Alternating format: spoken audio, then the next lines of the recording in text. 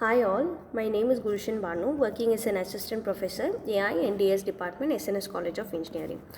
So today, in the continuation of the unit 4 of logical reasoning, I am here with a new topic called propositional logic. Propositional logic is something which is related to this unit. And what is propositional logic? So propositional logic is one of the very simple logic. Here the statements are made by propositions. The propositional logic is also called as the Boolean logic. The sentence statement is declarative, which is either true or false, but cannot be both.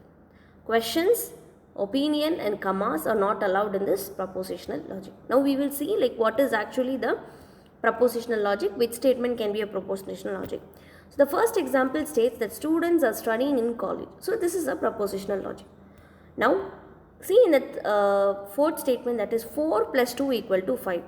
So this statement involves question mark or opinion or comma, and there are some exterior symbols that is being used in it. So now in this process it is not a propositional logic. Now in the fifth example, that is what is your name, a question mark is involved in it, and now it is a not accepted and you have a syntax error. So this is how you will be stating either it is a propositional logic or not. So now what is the propositional logic and what is the syntax that is used in propositional logic? What is called as a syntax? It is nothing but it defines some of the sentence that is being predefined for the given sentence. Now it has one of the process called as an atomic sentence. This individual atomic sentence is something which is that individual syntactic elements consisting of a single proposition symbol. Each such symbol stands for a proposition that can be true or false. We can use uppercase names for the symbols like P, Q, R and so on. Okay. Now we will see what is complex sentence. Complex sentence is nothing but when you are having sentence which is related with different atomic sentence, that is called as a complex sentence. In that you will be relating it with two different sentences, that is it is constructed from a simpler sentence using logical connectivities. So what is that logical connectivities? These logical connectivities are the basic connectivities that is being already you people might have known in the mathematical formulas, right? Not operator, and operator, or operator implies if and only if. Now what is this? The next topic that is related is the Backus Naur form. It is nothing but you have different types of grammars of a sentence that is related to it. That is, in sentence you have atomic sentence, the symbols that is associated, and the complex sentence. When you are defining only the single sentence, it is an atomic sentence. When you are defining with the different symbols, you will be defining with different symbols. And a complex sentence is like you will be adding different notations, that is and operator or operator, that is called as a complex sentence. Now in this propositional logic, what is semantics? Semantics is nothing but it defines the rule for determining the truth value of a sentence with respect to a particular mode. In propositional logic, a model simply fixes the truth table, which is either true or false.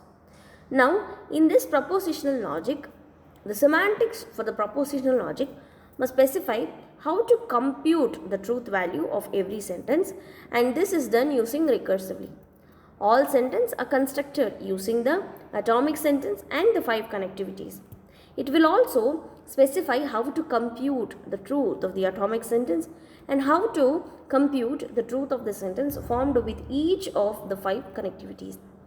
Now in this, the complex sentence, we will be defining of how the process is the sentence of yes and the model of M, and the sentence negation of yes is true in M if and only if yes is false in M. Now we will see the truth table or first statement, that is you are having two different types, that is P and Q, that is both are false. So the negation, that is the other value of P is true. Now we will see P and Q. So when and is involved, both the process should be same, right? So both are false, we are defining it as false. Now we are defining as P or Q. In this, any one of the statements can either be true or it can either be both the statements are true, or any one of the statement, if it is true, you will be getting the answer as true. But since here both the statements are false, you are defining it as false. Now we have to depend on the value called P implies Q. Implies is something that will be reflected with both the values, and now the value will be true here. Now it has been given as P bidirectional of Q. Now the value for this will be true.